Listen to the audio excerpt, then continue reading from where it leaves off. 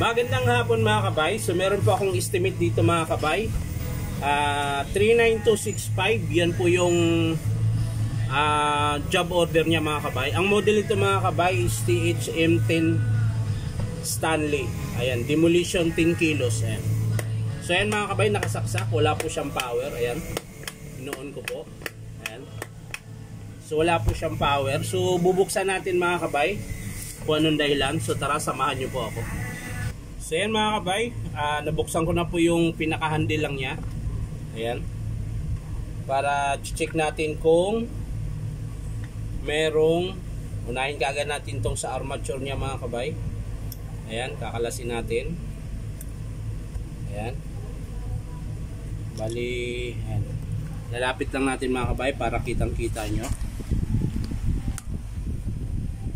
So ito po yung papuntang motor mga kabay. Ito, yung dalawang wire. Ito yung control module niya mga kabay. Dito nyo kinokontrol yung 1 hanggang, saan ba to? Hanggang 6 speed. Ayan, 6 speed. Dito po. So hindi po siya gumagana. So dito tayo, diretso muna. Ititester natin yung pinaka armature niya tsaka pin wheel kung buo pa ba. So yan mga kabay, dahil natin konti. Ayan. So ito yung tester natin mga kabay. Ayan. So yan, buo po yung tester ko, gumagana po yan. Tester natin to. So yan mga kabay, ibig sabihin meron. Ayan. So ngayon mga kabay, tulad ng dati, para makasiguro tayo na gumagana talaga to siya, nire-rekta natin mga kabay.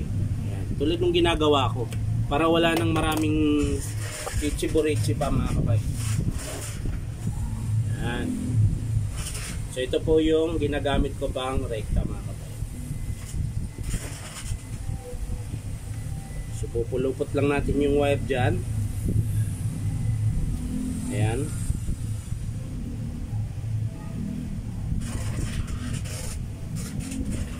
So maaring wiring ang sira mga kabay, o pwede rin ito ang sira, pwede rin switch, o pwede rin yung pinaka-wire lang. So iti-testing muna natin ito mga kabay.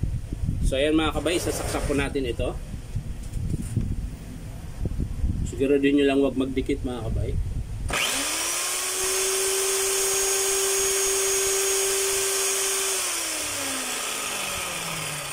So buo pa siya mga kabay. Ang hindi lang natin alam kung meron ba siyang hammer, kung meron siyang bayo. Ngayon, titesting muna natin yung kanyang switch para malaman natin kung saan ang sira mga kabay, o sa switch o kung sa wire. So bubuksan natin yung sa may switch mga kabay. Dito po sa loob yung switch nito. Ayan, ayos lang natin yung camera.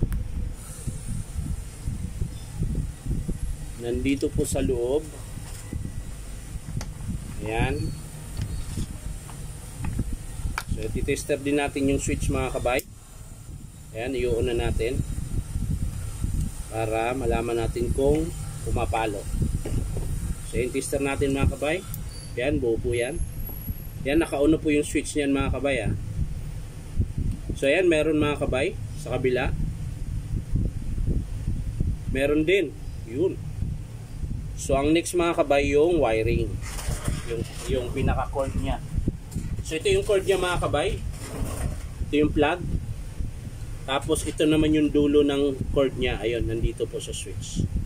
Ayan. So tester natin mga kabay.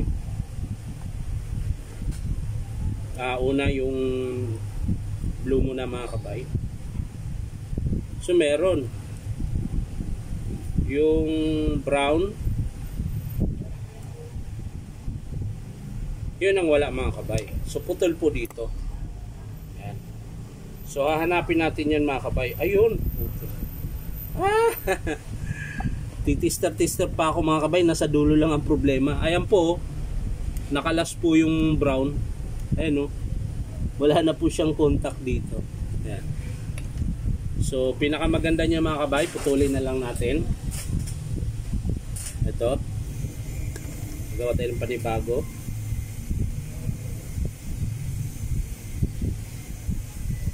Ayan.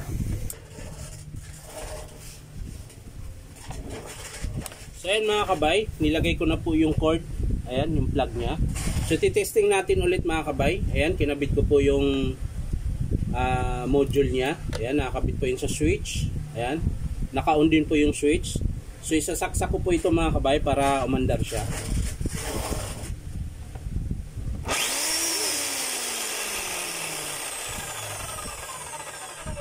Ayan.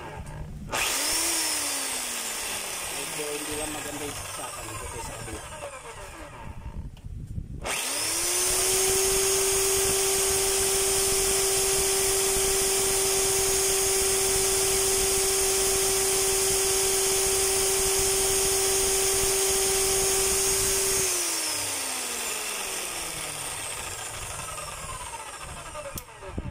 So yun mga kabay, gumagana siya. Ang problema, pansin nyo po, iniikot-ikot ko po itong module niya.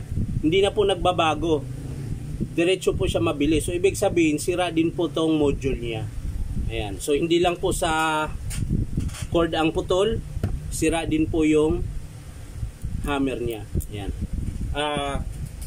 Module, yung control speed niya mga kabay, sira.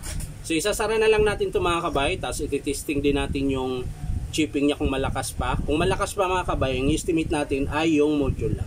So tara mga kabay, sasara natin. So yan mga kabay, nakabit ko na po. So isasara na po natin tong kanyang handle mga kabay.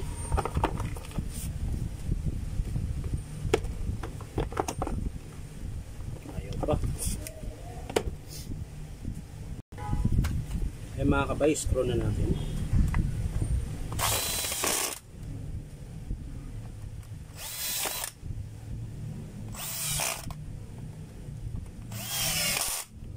Siyempre yung alin, kabitin natin mga kabay.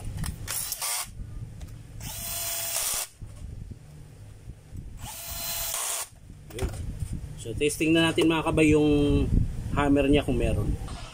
So yan mga kabay, nilagyan ko na po siya ng bala. So titesting na natin yung chipping kung malakas pa.